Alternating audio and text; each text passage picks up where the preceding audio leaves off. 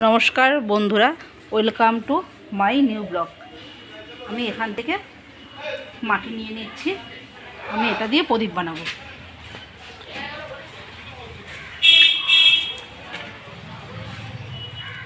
আমি একটু মাটি ছেনে রেখে দিয়েছি।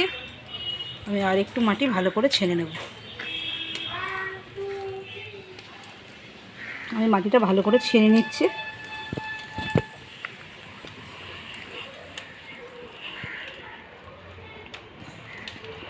আমার মাটিটা ছানা হয়ে গেছে। এবার আমি এখান থেকে ছোট ছোট করে এমনি এমনি করে নিয়ে গোল করে নিচ্ছি। আমি এগুলো দিয়ে প্রদীপ বানাবো। দেখুন বন্ধুরা, এইভাবে আমি সবগুলো প্রদীপ বানিয়ে নিয়েছি। আর এটা আমি বড় প্রদীপ বানিয়েছি। এটা আমি ধানতেরাসের দিন এটা আমি ধরাবো। আমার মেয়ে বানিয়েছে, দেখুন আবার ডিজাইন করেছে, কত সুন্দর কারুকার্য করেছে। আর এটা আমার মেয়ের হাতে করি। আর আমিও এই প্রদীপটাতে একটু ডিজাইন করব, একটু এমনি করে করে দাগ টেনে নেব।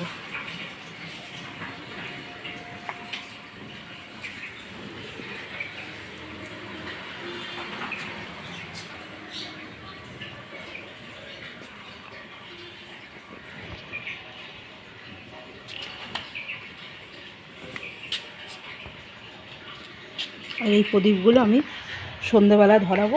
আমার আর 2-3টে প্রদীপ বাকি আছে। আমি সারা কার্তিক মাসে আমি মাত্র একটা প্রদীপ দিয়েছি, তাই আজকে আমি দিন গুনে গুনে বাদবাকি প্রদীপগুলো জ্বালাবো।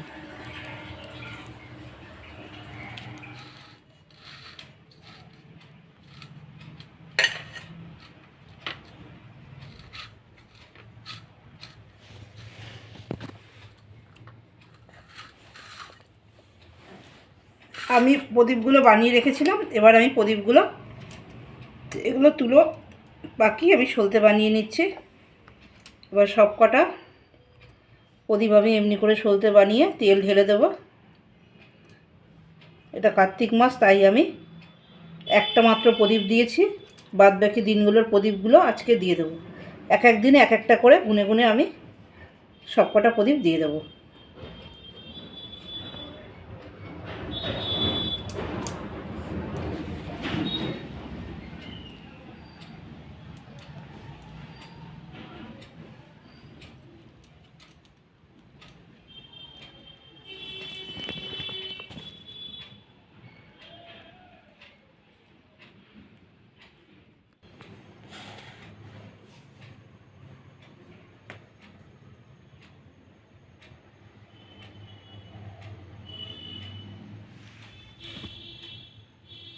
এমনি করে আমি সব প্রদীপগুলো জ্বালিয়ে নেব।